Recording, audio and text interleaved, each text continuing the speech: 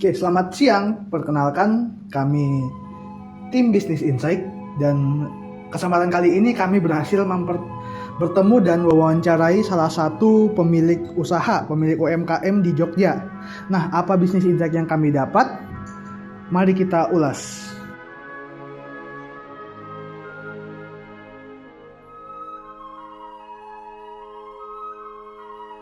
Selamat datang di Business Insight. Hari ini kita akan menyelami dunia manajemen strategis bersama dua entitas bisnis yang menarik. Yang pertama ada Tira Fresh Farm dan selanjutnya ada Rose Brew Kitchen. Bagaimana mereka merancang dan mengimplementasikan strategi untuk mencapai kesuksesan? Tira Fresh Farm dan Rose Brew Kitchen adalah bagian dari satu grup yang lebih besar. Meskipun Rose Brew adalah hilirisasi dari Tira, keduanya beroperasi sebagai unit keuangan terpisah dengan manajemen terpusat untuk fungsi seperti keuangan, pemasaran, dan pembelian. Ini memungkinkan sinergi sekaligus skalibilitas yang jelas. Visi Tira Fresh Farm adalah memenuhi kebutuhan sayuran langka untuk dapur profesional hotel bintang 4-5. Fokus pada produk seperti microgreen dan edible flower. Sementara itu, Rose Brew Kitchen berfokus menciptakan makanan sehat di Jogja, memanfaatkan sayuran dari Tira, termasuk yang tidak sempurna secara visual namun tetap berkualitas untuk mengurangi limbah. Tujuan jangka panjang mereka adalah membangun ekosistem bisnis yang saling mendukung, menciptakan lapangan kerja, dan menghasilkan nilai ekonomi.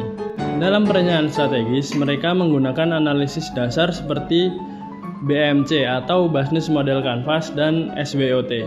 Ini menjadi fondasi sebelum mengembangkan analisis lebih lanjut, seperti Porter 5 Forces. Proses ini memastikan setiap bisnis baru atau pengembangan terkoneksi dalam ekosistem grup. Implementasi strategi didukung oleh standar operasional prosedur atau SOP yang detail. Contohnya SOP pengiriman Tira mengharuskan panen H-1, packing khusus dengan edible coaching, dan keberangkatan jam 11 pagi untuk menyesuaikan jadwal receiving hotel. Pelanggaran SOP ditangani melalui sistem kontrak kerja, surat peringatan, SP1 dan SP2 hingga pemutusan hubungan kerja jika diperlukan, seperti kasus sopir yang curang. Pengelolaan karyawan juga kurasial. Kasus karyawan toksis ditangani dengan upaya membuat karyawan tersebut tidak nyaman hingga mengundurkan diri. Didukung oleh kesepakatan manajemen dan tim operasional, ini menunjukkan komitmen menjaga lingkungan kerja yang sehat. Indikator keberhasilan utama adalah keuangan. Tirta mengalokasikan 30% dari pendapatan untuk gaji, lebih tinggi dari yang ideal yaitu 20%. Namun untuk Rose Brew, biaya bahan baku yang lebih tinggi karena permintaan bahan khusus dari chef. Operating cost dipantau ketat, idealnya 60-75% di agrikultur. Ketika mencapai 75% efisiensi dilakukan, seperti mengganti jasa pengiriman yang menghemat lebih dari 30% biaya, serta negosiasi tempo pembayaran dengan supplier untuk menjaga cash flow. Laporan keuangan dievaluasi bulanan oleh tim finance dan dibahas dalam rapat mingguan untuk tindak lanjut. Untuk mitigasi krisis pasokan, Tira menerapkan penanaman mingguan dengan kelebihan 10% dari kebutuhan, serta bekerja sama dengan petani lokal di Kopeng. Tantangan seperti benih impor yang tertahan bea cukai selama 2 bulan pernah terjadi, menyebabkan kekosongan stok. Namun, mereka selalu berusaha memesan tepat waktu dan mencari alternatif jika memungkinkan.